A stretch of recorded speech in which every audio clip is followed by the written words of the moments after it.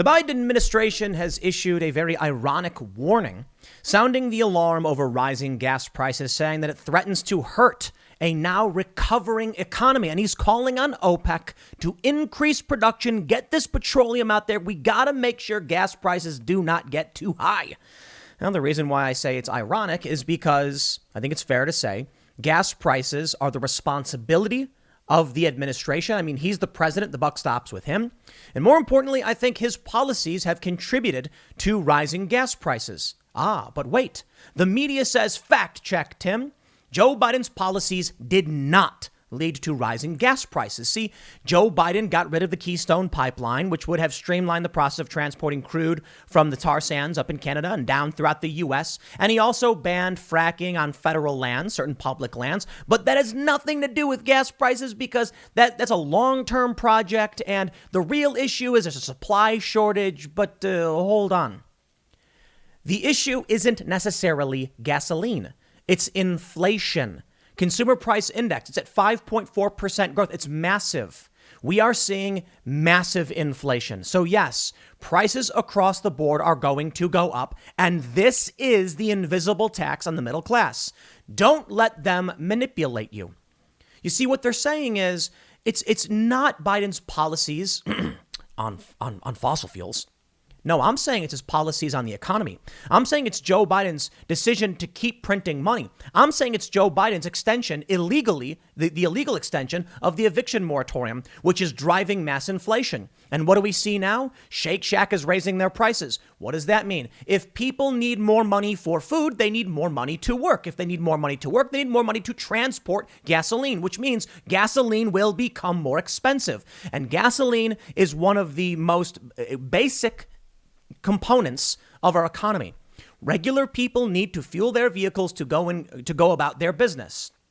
The media is trying to make it seem like this is all about energy policy. I don't think so. I think it is partially an issue of energy policy. And to be fair, I think the media, their fact checks are completely disingenuous. But I think for the most part, it's monetary and economic policy that is driving up the cost of everything, which does include gas.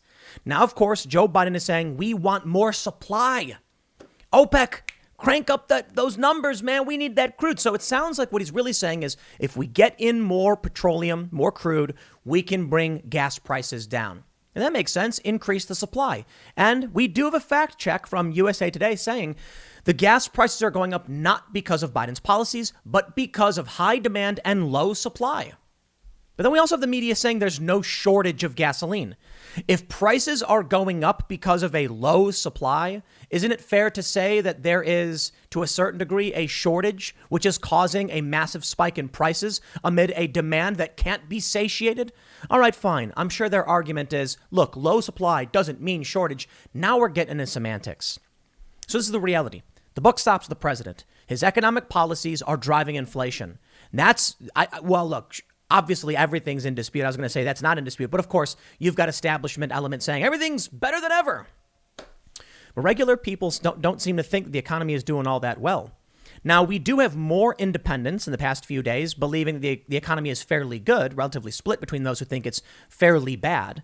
Most Republicans think the economy is bad. And I think when you look at the consumer price index of 5.4% inflation, which is record levels, it's not fair to say the economy is doing well. And what they're trying to say is, but things are improving. Things are improving. You know, we've got 10.1 million open jobs and not enough people to fill those jobs, but that's good news. I suppose it's a glass half full versus a glass half empty. So I can tell you this. When I go to my local supermarket and they just put up signs everywhere saying $500 hiring bonus that wasn't there the week before, more and more stores around me are saying it's getting worse. And NBC News says COVID mandates could hurt the hiring process. And we're hearing about inflation. I'm sorry, man. I'm not going to come out here and say the economy is doing great. Maybe it's doing well for certain people, maybe certain people in cities. And that's why Democrats feel that way. But in the end, gas prices are going up. And it is the Biden administration's fault. But let's go through this. Let me walk you through all of this. And I'll show you the polls. I'll show you the data. I'll show you the increase in prices and general inflation driving all of this. And I'll talk about why it's Biden's fault. Before we get started, head over to timcast.com, become a member, and you will get access to exclusive segments from the Timcast IRL podcast, plus new shows coming soon. And you'll also get an advertisement-free experience. Look, no ads. You will be supporting my work and our fierce and independent journalists. So go to timcast.com, sign up, but don't forget to like this video, subscribe to this channel, share it with your friends. Let's read the first story from the Associated Press. Biden administration sounds alarm on rising energy prices. President Biden's administration is raising alarms at home and abroad about rising energy prices slowing the nation's recovery from the pandemic-induced recession. National Security Advisor Jake Sullivan on Wednesday called on the Organization of the Petroleum Exporting Countries to move faster to restore global supply of petroleum to pre-pandemic levels, as the White House asked the FTC to investigate the domestic gasoline market for any anti-competitive behavior that could be increasing prices. To me, it sounds like an excuse. You know, the prices are going up and Joe Biden says, or I should say the Biden administration says, we're going to investigate any anti-competitive practices. Yes, that's right. It's the gas companies that are at fault. Well, show me some evidence. I've not heard anything about anti-competitive practices. The joint actions Wednesday come as the Biden administration is increasingly sensitive to rising prices across the economy as it faces both political and policy pressure from inflation. You see, there it is. Quote, higher gasoline costs, if left unchecked, risk harming the ongoing global recovery, Sullivan said in a statement. He said the administration was pressuring OPEC and producers allied with the cartel, both in public and in private, to more swiftly undo the production cuts that put in place at the start of the pandemic. Meanwhile, National Economic Council Director Brian Deese asked FTC Chair Lena Khan to monitor the U.S. gasoline market and address any illegal conduct that might be contributing to price increases for consumers at the pump. The FTC is an independent agency and may take advice, but not direction from the White House. Analysts are expecting the latest U.S. headline inflation rate due Wednesday to grow at an annualized rate of 5.3%. This is slightly lower than June's 5.4%, which was the highest in more than a decade. Gas prices are up about $1 from a year ago as Americans hit peak summer driving and return to roads after pandemic shut-ins. That's another thing they're trying to say. They say rising prices, both at the pump and across consumer goods, have become a potent talking point among Biden's GOP critics. The White House has insisted that inflation will cool as the economy recovers from the twin shocks of the pandemic and the nation's ongoing recovery from the virus-induced lockdowns. Who's the president? Joe Biden. Whose administration is it? The Biden administration.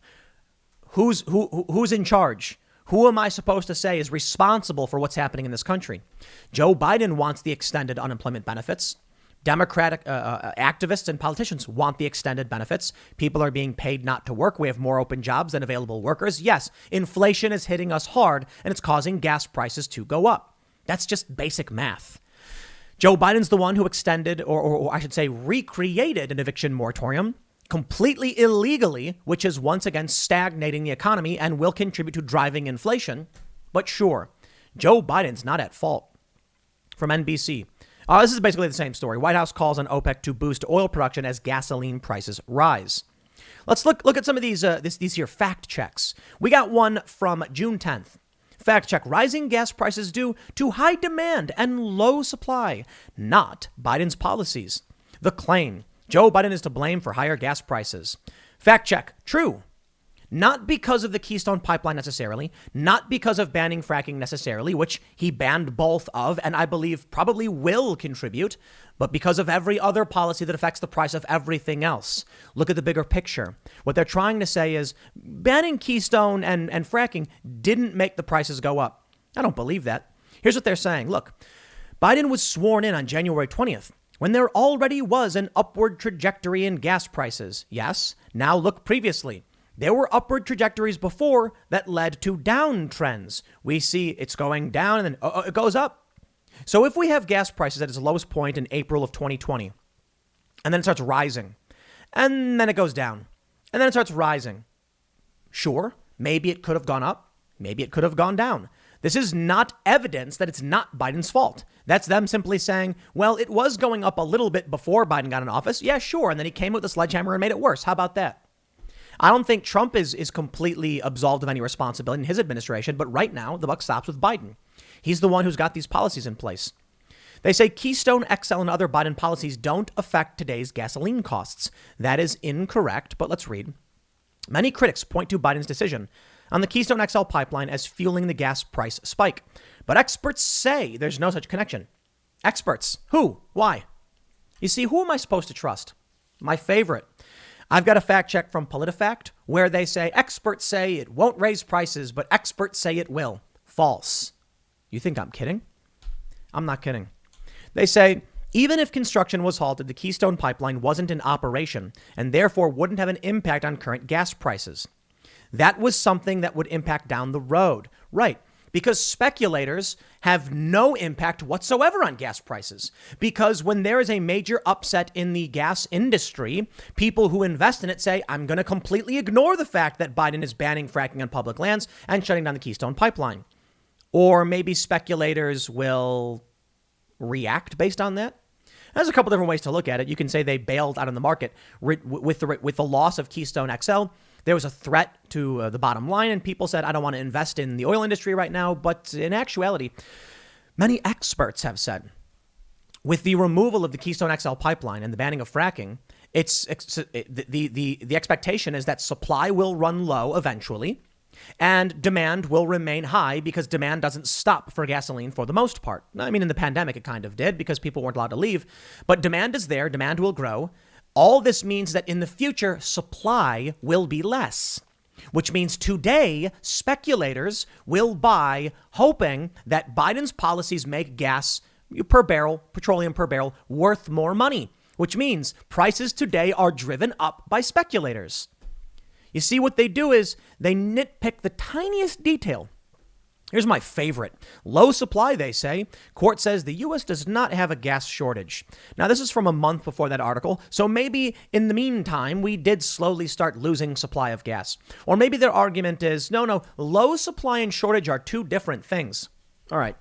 Then I need for you to define to me what low supply threshold is and shortage threshold is, because I'll accept that argument that there's no shortage, just a low supply. If you can say a shortage means that we have, 1 million barrels and low supply means 1.5 million. A shortage. What does a shortage mean? We have more demand than supply. More people want gas than we have gas available. Sounds like there's a shortage if that's the argument they're making. But hey, don't look at me. We've got 2 NewsGuard certified news sources arguing different things. No, don't worry. I'll point out the holes in their arguments. First, we have from PolitiFact. I love this. A Facebook post says Joe Biden's order stopping the Keystone pipeline made oil more expensive for us to use. Mostly false. This is from February 15th. You know why I love this? If your time is short, PolitiFact says experts cite a number of reasons why consumers likely won't see price increases. Wrong. All right. Well, I got the benefit of hindsight.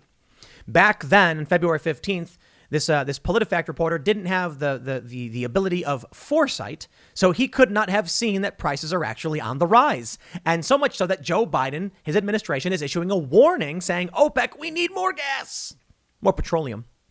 But I love it. It's false. Experts cite a number of reasons consumers likely won't see price increases. Price increases. We are.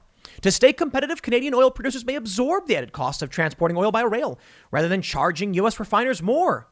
Oh, well, I thought the other fact check said that we'd have to wait until Keystone was done to see what would happen. Oh, could it be that the Canadian oil producers have decided to recoup their losses in Keystone by, I don't know, charging more? Could it be that the transportation by rail, which is the same price because the pipeline was never built, but there's a major net loss for these oil companies, so they have to somehow absorb those costs by maybe making prices go up? Maybe, maybe not. They say oil prices are largely determined by world markets. Oh, that's interesting. And you're saying that shutting down the Keystone XL pipeline didn't affect the market in any way? Hilarious. Most of the oil to be carried by the pipeline would have been exported. Sure. Here's my favorite. They say no immediate price boost. For 2 benchmark products, the price of oil trended downward in the time between Biden's order and the Facebook post. Yada, yada, yada. How experts see the impact on costs. Some experts expect that Biden's order will result in higher costs in the future, at least for producers, if oil demand recovers. Really? Amazing. Quote, it almost certainly will. Killing KXL does nothing to reduce demand for hydrocarbons. It will only make everything more expensive for consumers, says Michelle Michaud-Foss, a fellow in energy, minerals, and materials at Rice University in Houston. Constraining sources of supply, especially when demand is building, always impacts prices, Foss said. Give it a year. So don't you come to me and say Joe Biden is not responsible for this. They may as well have called this mostly true. If we were to look at what they've said right now, they don't expect prices to go up. They did. That they think in a year or so it will make prices go up. Then how are they issuing this fact check that says Biden's order stopping Keystone made oil more expensive for us to use? It's mostly false because it's going to make it more expensive for us to use eventually soon. Absolutely incredible. Now, they did announce, this is the transcript from the White House. They say, this is from Biden. Now, today's executive order from the White House also directs the Secretary of the Interior to stop issuing new oil and gas leases on public lands and offshore waters. I shouldn't correct them. On public lands and offshore waters, because there was a stutter. Wherever possible, we're going to review and reset the oil and gas leasing program. Now, when the president comes out and says that, don't you think that will impact the markets? That people will assume we will see limited supply in the future, which will mean higher prices because demand still exists, like I mentioned? From USA Today. The Washington Post article cited in the meme fact checks a Trump campaign advertisement that uses Biden's sound bites to falsely claim he will ban fracking. The Town Hall article references Press Secretary Jen Psaki's January 20th statement on Biden's executive action to place a temporary moratorium on oil and gas leasing only in the Arctic National Wildlife Refuge. As we know now, it's on all federal land. If states that Psaki confirmed President Biden will follow through with his campaign promises to ban new fracking on federal land, the article recaps an exchange between a reporter, blah, blah, blah. We get the point. From CNBC, this is a good one. They say, that said, at least some of the run-up can be attributed to speculators who have been accused in the past of manipulating crude prices and are active market participants.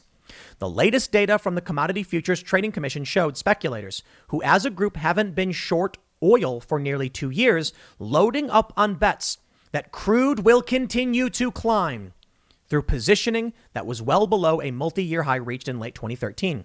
Quote, typically traders, speculators, and money managers are trying to gauge current supply situation and medium-term outlook, said Justin Jenkins, research analyst at Raymond James. When you combine tensions outside the U.S. with relatively limited domestic supply, it makes the market ripe for more than usual speculation. To put it simply, now is the worst time to shut down a pipeline or to ban fracking, because speculators believe that outside tensions plus a limited domestic supply means prices going up, baby. And if they keep buying it up to speculate to hold, they want prices to go up. Gas will get more expensive. Isn't it interesting? You need a real deep dive on this stuff to understand what may be happening. Now, I want to be completely fair. I think it's probably better to say inflation is a bigger component to this than just these particular speculators or the policies in general. I think it's a fair point to say, if you get into the minutia, that these pipelines weren't transporting oil, but because it wasn't built yet. But the interesting thing is, they don't show you the big picture. They show you this tiny pinhole view of what's happening and say, see, how could Biden's policies have done this? Biden's policies are more than just his gas policy. From the Hill, consumer prices rise 5.4% from last July. Yeah, you see, the AP the other day said 5.3. They were wrong. I'm not the AP, but the people who are predicting 5.3, sorry, 5.4. Not the biggest increase, but 5.4 is massive. The Hill reports consumer prices rose 0.5% in July and 5.4% over the past 12 months, according to data released Wednesday by the Labor Department. But the monthly pace of price increases fell sharply. The Consumer Price Index, a closely watched gauge of inflation, rose at a much slower monthly pace than June's torrid 0.9% increase. Even so, the 12-month increase in the CPI in July was, even with June's rise of 5.4%, the highest annual inflation rate since August 2008, as the reopening of the U.S. economy ramped up demand for a wide range of products. A sharp jump in travel, leisure, and hospitality spending, dining out, and other consumer activities recently made safer by COVID vaccines drove another month of price growth, largely in line with economists' expectations. And I will stress, what do you need if you're going to travel or dine out? You need gasoline. You need fuel.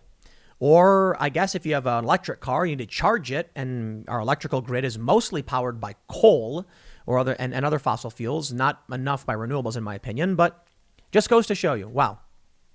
Well, I don't want to sit here and act like I'm a big fan of the oil companies.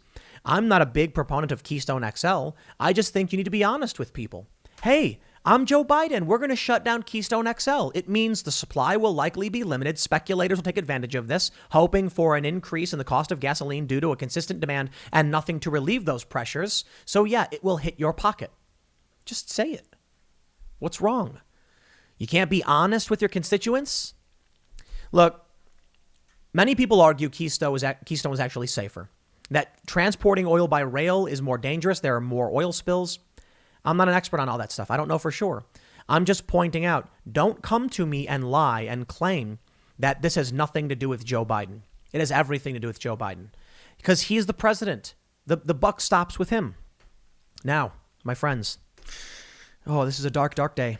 Shake Shack will raise prices due to looming inflation. Oh, I'm so sorry, everybody. Your burger's going to cost more. Now, I'm kind of being a little bit facetious because it's just a cheeseburger, right? It's not the end of the world if you can't get a Shake Shack burger or if it's a little bit more expensive. But the reality is, if the burger becomes more expensive, what about the guy who works in the city and he's a plumber? And, look, when you're out for lunch at work, you don't have time to go home and cook. You go to a burger shop, you go to a sandwich shop, you go to a restaurant. And you typically don't want to spend too much time waiting for your food. So you'll go to a place like Shake Shack where they fry that burger up real quick. I got to tell you, Shake Shack is amazing. I love that. They have that stuffed cheese and mushroom burger. It's just absolutely delicious. But they're burgers in general. Well, now the plumber guy walks in and he's like, I'd like a burger. Normally it's $5. Now it's $6. I mean, it's not an increase of that much, but you get the point. When prices start going up, the plumber starts charging more money. This just drives inflation. When gas prices go up, then the transport of these goods, the beef, the tomatoes, the buns, it's going to cost more. If it costs me $100 in gas to drive from this city to your city to give you the hot dogs or the buns or whatever it is you want to eat, and now the gas prices go up and it's up $1 over where it was last year, which is about 30%. Now it's $130 for me to transport this. I'm going to need more money. Sometimes people may absorb the costs. Sometimes they may just quit transport if the prices get too high. One example is local. There's a local barbecue joint, and they put up a sign saying they weren't selling brisket because the price of beef had gotten so high, it wasn't worth the risk. I think it's like $10 for pulled pork or chicken. Brisket normally was $10 as well. But if beef doubles and now he has to charge $20 for that sandwich, people are going to walk up and go, I don't want the brisket. It's too expensive. I'll do the pork. Then he's going to say, okay, then I just won't buy the brisket. It's too expensive. That's bad for the economy. It ain't just the burger joint, my friend. It is also Tyson. Timcast.com reporting Tyson Foods raises prices of meat and poultry due to accelerating and unprecedented inflation. Now, that's a bold statement. Fox Business reports that the Springdale, Arkansas-based food products company last quarter hiked its average price for pork by 39%. Beef and chicken prices jumped 12 and 16% respectively. Quote, we have seen accelerating and unprecedented inflation, CEO Donnie King said on the company's third quarter earnings call on Monday. Inflation is up about 14% during our third quarter and 9% year to date. There it is, my friends. This is no joke. It's not a game. This is it. Inflation is happening. Prices are going up. Gas prices will ripple across everything. Now, if you're one of these people who just, I guess, believes whatever it is you see in the media, then you probably have no idea what's happening with the economy. I've shown this report, this poll from Civics. Civics is a polling website from January 1st, 2018 to August 9th, 2021 with 491,309 responses. How would you rate the condition of the national economy right now? Among people who identify as Republicans, 40% say the economy is very bad. 38% say fairly bad.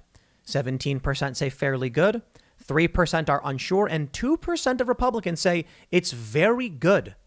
Among Democrats, this one I love, 58% of Democrats today say the economy is fairly good. 19% say fairly bad. 8% are unsure. 7% say very good, and 7% say very bad. At least you've got a little bit more honest Democrats among those saying it's bad versus the 2% of Republicans who are like, great, it's going great.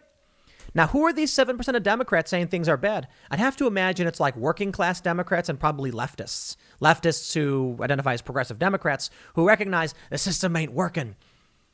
58% say fairly good. Now, here's an interesting one. When you look at independent voters, it's fairly split. But I think for the most part, the overwhelming swing goes to the economy is bad. Check it out. You've got 32% saying it is fairly bad. These are independent voters.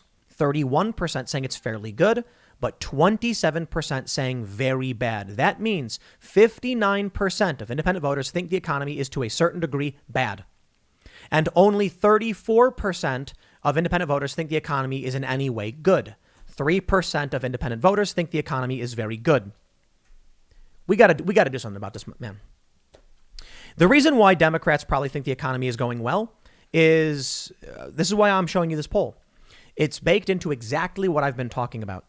When Joe Biden comes out and says rising gas prices it's going to be bad for the economy, the Biden administration, sorry, not him specifically. And the media comes out and says the Republicans pounce on Joe Biden and, things like that. They claim the Republicans are wrong. Fact check false. Joe Biden's energy policies did not cause rising gas prices. Oh, that's technically the truth, the best kind of the truth. Yes, Joe Biden's energy policies may not have contributed to the rise of gas prices. It could be just in general inflation. Right now, there's a trucker shortage. And it's been disputed a little bit, but for the most part, the reporting is there is a trucker shortage. If you can't get someone to work to drive the crude, the petroleum, the gas, how do you get the gas to the gas station? Well, how do you get someone to, you don't. So then how do you get someone to drive? Offer them a bonus. But what happens when they're like, yo, the government's paying me $300 bonus not to work. I'm chilling until I have to get up. You say, okay, how much do you want? We'll give you more and more money, more and more and more money, more and more and more money. Now you've got drivers that are getting 30, 40% more to drive, and they're like, hey, I'll take it. Wow, this is great. The labor shortage caused by Joe Biden's economic policy on the eviction moratoriums and the unemployment checks results in no drivers to deliver gas, which results in massive price increases on the cost of the drivers and their labor, and a massive increase on the cost of transporting that gas. And here's the best part. It's like a spiral effect. Because the tankers need diesel. They need their diesel fuel to drive the gas in the first place. So you're just hoping that it's cheaper. It requires less fuel to transport the fuel. Then there you go. Otherwise, it would be impossible to sustain the system itself. So we have these trucks. It's more expensive to pay the drivers. The gas has to go up. Whether or not Keystone or banning fracking has anything to do with it is irrelevant.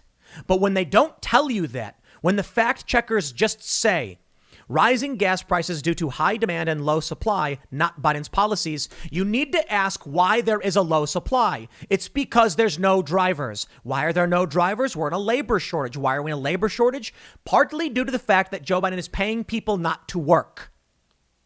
There you go. There's other factors. The COVID mandates, this is from NBC News, are making people say, I don't want to work. And we are not in a good place. Democrat voters see a story like this and they say, oh, it wasn't Biden's fault. Independent voters are split. Republicans just say Biden sucks. But you and I, whether you're an independent Democrat, Republican is less relevant. If you were a discerning individual, you say, what policies by Biden? You see, this article talks about Keystone and fracking, but it doesn't talk about economic policies. Because at the very least, you can cut out the trucker argument. And that's definitive, in my opinion. That's a fact. Truckers are not available to drive the gas because of a labor shortage exacerbated by Joe Biden's policies. He is causing this. Now, they'll probably come out and say, I'm fake news. They'll say, Tim Pool's title is wrong. Joe Biden's policies didn't do this. And they will use semantic manipulation. Instead of addressing the fact that I said there's a labor shortage and no truckers, they'll say Biden banning Keystone didn't affect this. False. Then they'll try and come out and say the labor shortage isn't Joe Biden's fault. It's COVID's fault. It is Joe Biden's fault. It is a combination of factors. When they want to come out and say, oh, but demand is high because the restrictions are being lifted and people are driving again. Oh, okay. Where are the drivers at? Where's the labor at? Where's the workers at? Well, they're out there doing their summer driving. Okay. Are they working? Apparently they're not. So explain to me how demand has increased because people are active and driving their cars, but they're not working and we're in a labor shortage. Why my stores are putting up signs, why there are more jobs available than people available to take those jobs, but people are still buying gas. Because Joe Biden is saying, you don't got to pay rent right now. There's an eviction moratorium, and we're going to give you a $300 per week bonus. So a lot of people are like, I'm chilling. It is Joe Biden's fault. Make no mistake. I'm not saying that because I think I'm trying to convince you to vote for somebody else. I'm trying to tell you the truth. The media doesn't want to do that.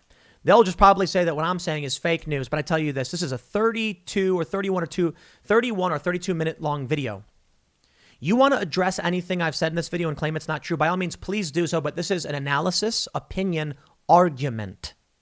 I've shown you the sources and I have pleaded my case. Do you disagree with me and think I'm wrong? By all means, argue why you think I'm wrong. Comment below. I'll leave it there. Next segment's coming up tonight at 8 p.m. over at youtube.com/TimCastIRL. Thanks for hanging out. We'll see you all then.